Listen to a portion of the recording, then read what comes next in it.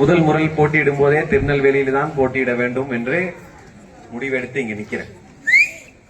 ஏன் திருநெல்வேலியில போட்டியிட வேண்டும், ஏன் புதிய தமிழகம் கட்சி திருநெல்வேலியில் வெற்றி பெற வேண்டும் என்று நீங்கள் நினைக்கலாம்.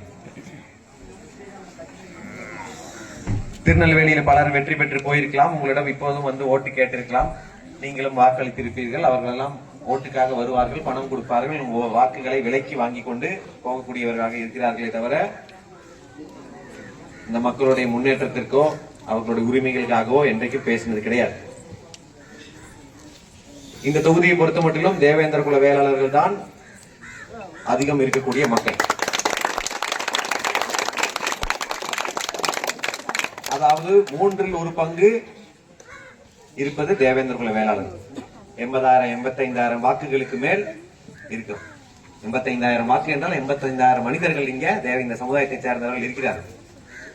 ஆனால் ஒரு முறை கூட இந்த திமுகவோ அதிமுகவோ எந்த கட்சியும் இந்த தொகுதியில இந்த மக்களுக்கு வாக்கு வேட்பாளராக நிற்பதற்கு வாய்ப்பு கொடுத்தது கிடையாது.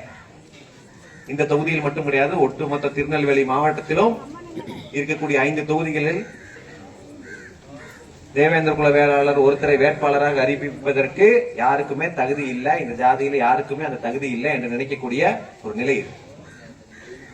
நம்ம எல்லாம் அவர்களை கட்சியாக பார்க்கலாம், ஆனால் அந்த கட்சிகள் உங்களை ஜாதியாகத்தான் பார்க்கும். இவர்கள் இந்த ஜாதி, இவர்கள் எஸ்சி, இவர்களுக்கு சீட்டெல்லாம் தேவையில்லை, பணத்தை கொடுத்து வாங்கி விடலாம் என்று நினைக்கக்கூடிய ஒரு ஏளனமான ஒரு மனநிலை இருக்கு. அப்ப அதையெல்லாம் சரி செய்ய வேண்டும். இங்க இருக்கக்கூடிய ஜாதிய சமூக சிக்கல்களை எல்லாம் சரி செய்ய வேண்டும் என்றுதான் திருநெல்வேலி தொகுதியில் டாக்டர் ஐயா அவர்கள் என்னை போட்டியிட அனுப்பியிருக்கிறார். இங்க நிக்கிறது அதிமுகவுக்கோ திமுகவுக்கோ போட்டி. புதிய தமிழகம் கட்சி அந்த போட்டியில் சேர்ந்திருக்கிறது என்று நினைக்கிறார். இங்க போட்டி கட்சிகளுக்கு இடையே கிடையாது, ஜாதிகளுக்கு இடையே தான். திமுக ஒரு பிள்ளைமார் நிக்கிறாரு, அதிமுக ஒரு தேவர் நிக்கிறாரு, விஜய் கட்சியில் இன்னொரு தேவர் நிக்கிறாரு, நாம் தமிழர் கட்சியில ஒரு யாதவர் நிக்கிறாரு, புதிய தமிழகம் கட்சியில நான் நிக்கிறேன். இங்க போட்டி கட்சிகள் கிடையாது. திமுக பிள்ளைமார் இருந்தா எல்லா கட்சி பிள்ளைமாரும் அவருக்கு தான் ஓட்டு. தொகுதிக்கு யார் நல்லது செய்ய போறா, யார் பேச போறாங்கிறதெல்லாம் கணக்கே கிடையாது. அதிமுக ஒரு தேவர் இருந்தா எல்லா கட்சி தேவரும் அந்த தேவருக்கு தான் ஓட்டு. சரி, யாதவர் மக்கள் தான் நம்மளை போல அதிகாரம் இல்லாமல் இருக்கிறார்களே, அவர்கள் கிட்ட போய் ஓட்டு கேட்டா இல்ல எங்க ஜாதிக்கு வேட்பாளர் நாம் தமிழர் நிக்கிறாங்க, அதனால அவருக்கு தான் ஓட்டு, அந்த பொண்ணுக்கு தான் நாங்கெல்லாம் ஓட்டு போட போறோம். அப்ப இந்த தொகுதிக்காக பேச வேண்டியவர், தொகுதி வளர்ச்சிக்காக பேசக்கூடியவர், நான் யாருக்கிட்ட போய் ஓட்டு கேட்க முடியும்? அவர்கள் என்னை ஜாதியாக பார்ப்பது என்ன மட்டும் கிடையாது, உங்க எல்லாத்தையும் ஜாதியாக தான் பார்க்கிறேன். இது எனக்கு என்ன மட்டும் பார்க்கறது கிடையாது, நீங்க யாரு நின்னாலும் உங்களுக்கும் இதுதான் நிலைமை. அது எப்படி ஒரு பொது தொகுதியில, திருநெல்வேலி தொகுதியில, ஒரு மாவட்டத்தின் தலைநகராக இருக்கக்கூடிய தொகுதியில இந்த தேவேந்திர குல வேளாளர் சேர்ந்தவர்களை போட்டியிட முடியும், எப்படி அவர்களை வெற்றி பெற வைக்க முடியும் என்ற எண்ணம். இந்த தொகுதியில இந்த மக்கள் தான் மக்கள் தொகையில் அதிகம். ஆனால் எந்த மக்கள் அதிகம் புறக்கணிக்கப்பட்டிருக்கிறார்கள், அதிகம் பாதிப்புக்குள்ளாகிறார்கள் பார்த்தாலும் அது இந்த ஜாதி. மாநகராட்சி ஒரு பகுதி, இந்த பக்கம் பஞ்சாயத்துகள் ஒரு ஊராட்சி பகுதியா இருக்கு. மாநகராட்சி பகுதியை பார்த்து விட்டால் அங்கும் பல தேவேந்திர குல வேளாளர்கள் வாழ்கிறார்கள். அவர்களும் கிராமங்களாக தான் அந்த மாநகராட்சிக்குள் இருக்கிறார்கள் தவிர அவர்கள் வாழ்வாதாரம் ஒன்றும் ஒரு மாநகராட்சியில் எப்படி இருக்கணும் அப்படி கிடையாது. மாநகராட்சி வளருது, ஆனால் அவர்கள் கிராமமா இருக்கிறார்கள். அவர்களை சுத்தி தான் டவுன் வளருதே தவிர அவங்க கிராமம் அதே மாதிரி தான் இருக்கு.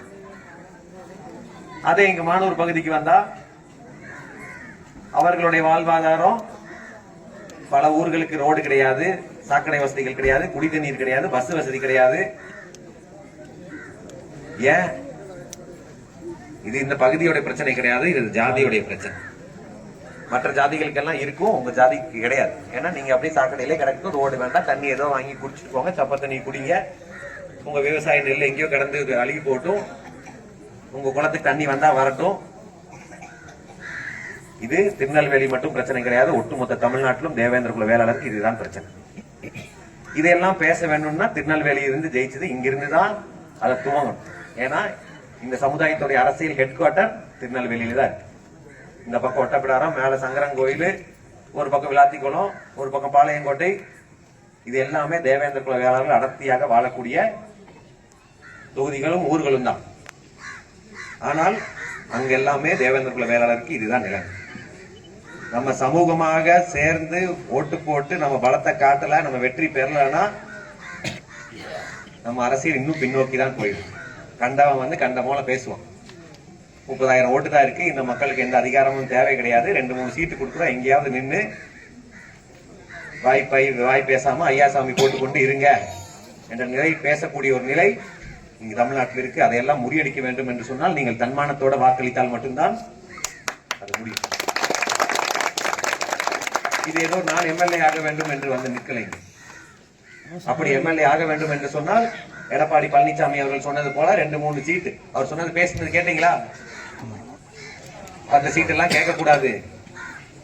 அப்ப 2-3 சீட்டு வாங்க வேண்டும் என்று நினைத்திருந்தால் டாக்டர் ஐயா அவர்கள் எப்போதோ வாங்கி இருப்பாரு. ஏதோ ஒரு தமிழ்நாட்டில் ஒரு தனி தொகுதியில் நின்று நம்ம ஜாதிக்குள்ளே மோதிக்கொண்டு எப்படியாவது யாரோ ஒரு பலர் தான் வெற்றி பெற்று வருவாங்க, அவங்க ஏதோ பண்ணிக்கிட்டோம் என்று நினைத்திருக்கலாம். ஏதாவது நான் அப்படி வெற்றி பெற்று வந்திருந்தால் நான் வந்து இந்த மக்களுக்கான அரசியல் எல்லாம் பேச முடியாது. டாக்டர் ஐயா அவர்கள் முடிவெடுத்தார், இந்த மக்களுக்கு வெற்றியை விட தன்மானம் தான் முக்கியம். அவர்கள் அரசியல் அதிகாரத்திற்கு அவர் பார்வையில தான் கூட்டிட்டு போகணுமே தவிர வெறும் 1 சீட்டுக்கும் 2 சீட்டுக்கும் 3 சீட்டுக்கும் இவர்களை கொண்டு போய் வேற ஒரு கூட்டணியை சேர்த்து விட்டு வாக்களிக்க விட்டால் இந்த சமூகம் நிரந்தரமாக பின்னோக்கி போய்விடும், அரசியல் இல்லாமல் போய்விடும் என்ற முடிவெடுத்ததன் விளைவுதான் இன்றைக்கு புதிய தமிழகம் கட்சி 60க்கும் மேற்பட்ட தொகுதியில தன்மானத்தோட நிற்கும்.